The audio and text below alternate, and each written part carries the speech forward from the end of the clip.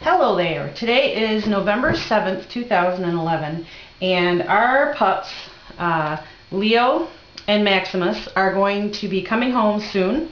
Right now they're still at the breeders, and one of the things that I wanted to do for them to kind of get their own personal smell on them was I made them some toys, and these are called Sock-topus.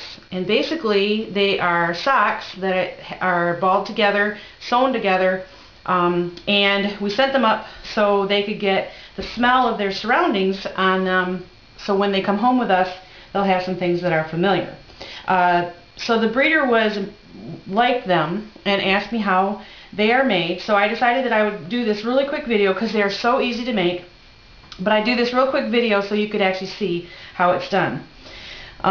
With an octopus, obviously, if you're going to have all the legs that an octopus would have, you would have 8 socks. But when I was doing this project, looking for some socks that I had laying around, I used to work at a gun store, so I wore camo socks. And I only had 3 pairs of each color, so obviously my sock-topus only have 6 legs. But I really don't think that the dogs are going to care. Anyway, so as you can see right now, this sock-topus that I'm going to make as our example, I only have 5 socks because I'm missing one. So anyway, it's really very simple, and this is how we're going to begin. Take your pile of socks. You can use all the same color socks, or I actually do have another pair of the other socks. You could mix and match your socks so that you'd have like a design like that. So you could do it either way, but I decided that I would keep them all the same color so as not to confuse the boys. Anyway, so take your socks and put them in a pile like so. Then you're going to take one sock and you're actually just going to cut out the heel.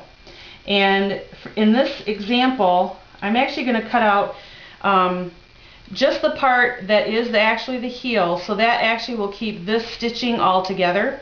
I'm not going to destroy that, I'm going to leave that intact. So I'm just going to cut out the heel part and set that aside. You won't need that.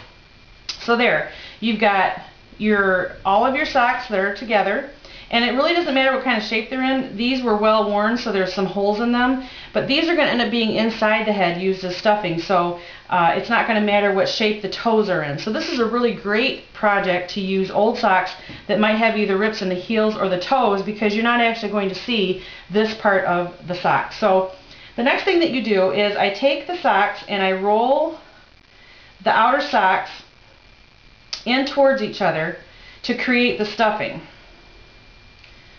So then we're going to roll this side, and I do opposite sides, and you'll see why when we actually stuff it inside the head. Now this head isn't going to be as full as these in the picture because I'm only using 5 socks as opposed to 6, so I'm 1 sock short, and I suppose if you had another sock you could probably just stuff it in there to give it more fullness. But I think what I'll probably do is I'll just roll this way down. So basically into the toe or the foot part of the sock, you're going to stuff the rolls from the other socks, and then you'll make sure that the sock that you use to go over top is pulled off here to the side. I should have told you your materials list is any number of socks, a good sturdy pair of scissors, and heavy duty thread, and then I like to use a curvy needle because it's a lot easier when you're going into many layers. So here we go. We've got our sock all nice and stuffed, and with the design of this sock, it has a natural face. We've got an eye and a mouth, so I'm going to use that as the front of this sock. And what you do with the rest of the additional sock that we use to cover is we're going to fold all of that over, and that's going to end up getting tucked under there as well, which is good. We'll fold all of that over so it's up and in, and then that becomes sort of like his little a little neck roll right there, so that's good too. Because then what we're going to do, very simple, we're going to take our thread, and I've already threaded it. I probably don't need quite this much. But basically, as with any kind of stitch, you're going to go underneath to get your thread started, tie yourself a nice little knot in there. See, this is why I like the curved needle, because it also helps to do your first starting. Okay, so get your knot in there, and then we're going to go up onto the top.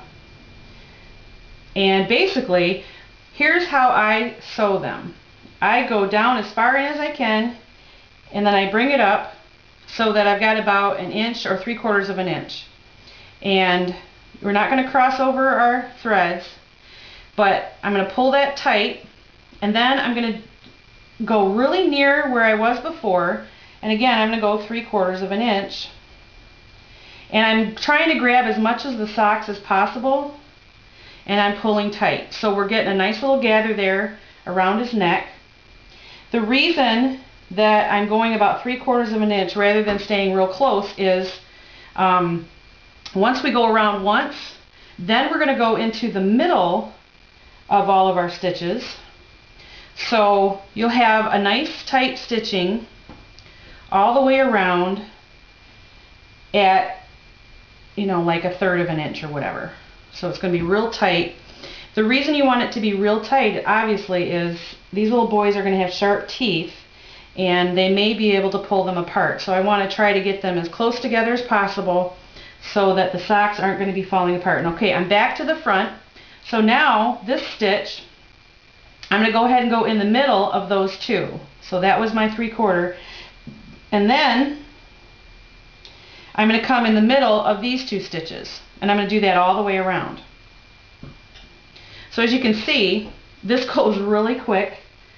It'll be interesting to see how long my video actually ends up being.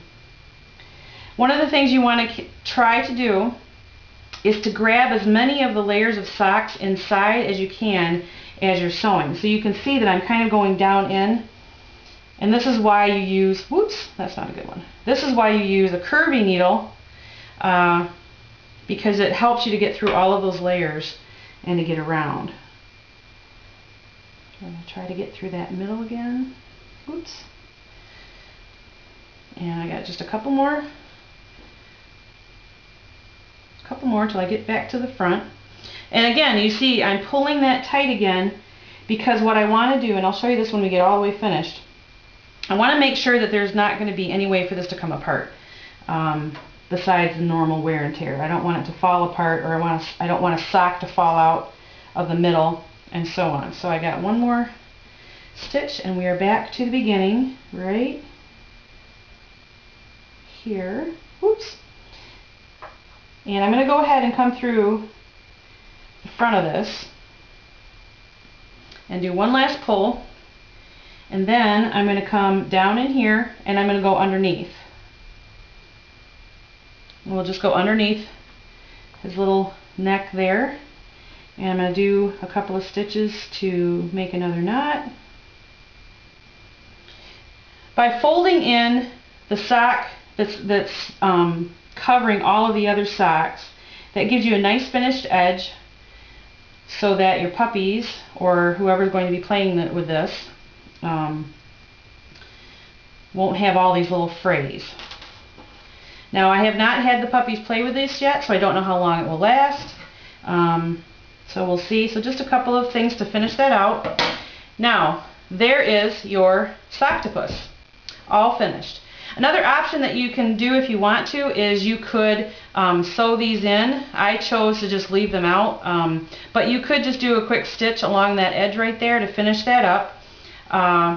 You could also add a squeaker in the middle, but I really didn't want to have noise because with two boys, I think that'll be a